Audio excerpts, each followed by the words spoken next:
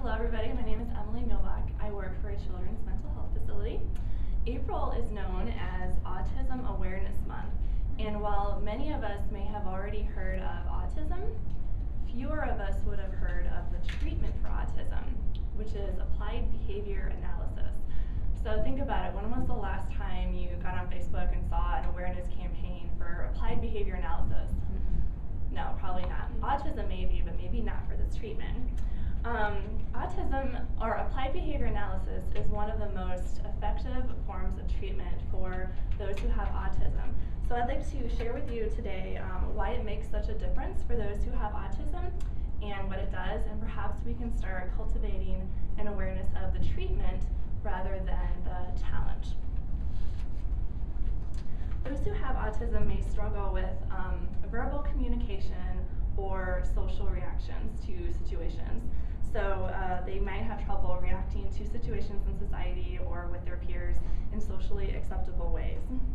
Applied behavior analysis helps improve the environment for someone who has autism and helping them create better communication and ways to react to situations socially. And applied behavior analysis helps create this environment. The key components to ABA treatment can be broken down into fairly tidy chapters. A therapist would first work to identify the problem behavior, identify the function of the behavior, like why the child is doing this certain behavior, and then work to introduce the replacement behavior, something that the child can do in place of the problem behavior that they are already doing. So first, the analyst would work to define the problem, which might mean the child struggles with communicating verbally. They might act out, but they might be a little disruptive. They might run off, avoidance, or they could do repetitive movements like rocking or clapping. After they identify the problem, they have to identify the function. And this is critical because if you don't know why the child is doing it, you can't develop the treatment plan to help the child do the next best thing. After that, they would then work to introduce the replacement behavior. The replacement behavior must be as easy for the child to do or easier than their problem behavior, otherwise they will revert back.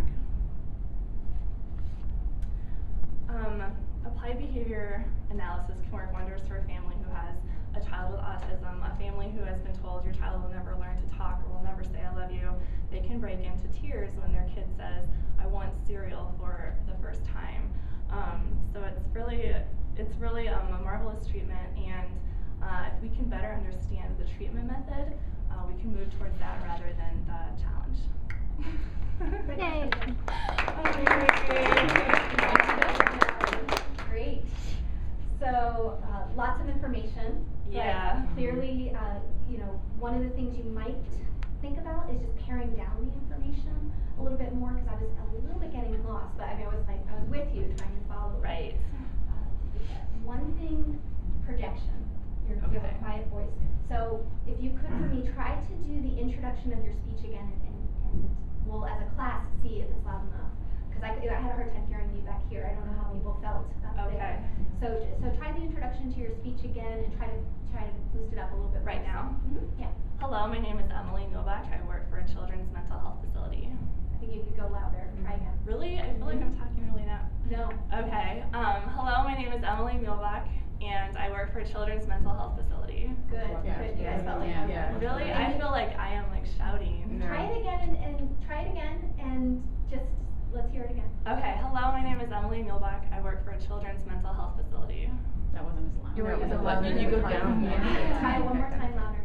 Hello, my name is Emily Milbach. I work for a children's mental health facility. Good. But I kind of did the question thing. You did. Yeah, you did. You need to call yourself out.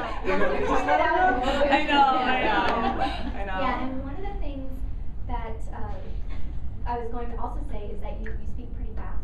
So when you feel like you're shouting, as you're going louder, try to slow down as well. Okay. So do the intro again, slow it down a little bit, and keep it louder, and see how that feels for you. Hello, my name is Emily Milbach, and I work at a children's mental health facility. Great. I thought that was great. Yeah. I think that could be a good rate for you, and being louder, maybe when you speak louder, you feel like you're shouting because you're speaking too fast. But if you slow down, you can emphasize and really have those main points come will probably Okay. really work for you. Okay. Another thing that you need to work on is swaying back and forth, Yeah. playing with your hair, Yeah. pushing your hair out. So you might experiment with trying different hairstyle. If you know that you're doing, I don't know, do you do that normally? Has someone pointed that out to you? Yes, I didn't have that mentioned the last time I had a speech class. Okay, wait a minute, I can't hear. You guys, I'm trying to hear. That's okay, I'm trying to hear what Emily's saying. Yeah, the Can you speak louder? hair gesture, the hair gesture thing's been pointed out to me before, so I do tend to, and I even wore my hair back today, like on purpose, so. But you I have don't, these cute little bangs. I know, I don't know, I just like tie my hands down, but. Well, that's what I mean about the energy. So if you could try to, I mean, one thing that might work for you because you want to sway back and forth is to actually pace to one side of the room or the other. Okay. Because if you feel like you want to do something with your energy, Right. and you're doing this, and notice it when you do your video. Okay. So pacing might actually help you. Okay. Because you could still move your head, but it wouldn't be as distracting to the audience. Right. So look for that in the video. Okay. And in terms of your notes, this is just another sort of thing you might think about. Trying to have one card as opposed to many cards because it seemed like you were getting lost in your notes. Yes. You kept trying to figure out where they are. Yes. So either have one larger piece of paper, Okay. and you could do something like put it down on the desk in front of you, or put Okay. and as you're doing your pacing, put your notes down, talk, then go pick them up. And I think that would be less distracting for the audience than looking down and saying, where am I going? That's a good idea. And then finally, just one thing is the ums. Do a lot of ums.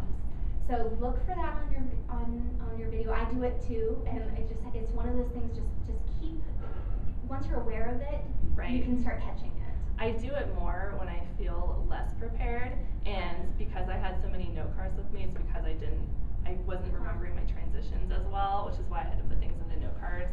But I do more when I don't remember what I'm saying next. Right. You know, so Good. it's just something that happens. So I know how to prevent or try to help prevent the ums. Yeah. I guess so. I think that visualization will help you because visualize what your main points are. Try to make Right. some associations, and you don't have to rely on your notes as much. Right. And it can cut down on those ums. So if Right. you say your 3 main points, try to make an association with what they are related to your work, or a picture of someone related to the example you're trying to make. If you can prepare that way, I think it would help Sure. you and not Okay. on your notes. Other comments? Because she Good was job. reading the notes, she didn't have as much eye contact. Right. Yeah, that's one of the downfalls of having the notes. Yep. So, but good job. I know you said you were working on anxiety. You didn't seem nervous. You didn't seem Yeah. nervous to me. No, you didn't. It was just in terms of just some things that you can work on with delivery. Right. And you said you wanted to work on memorization. So Yes. those two Yeah. things.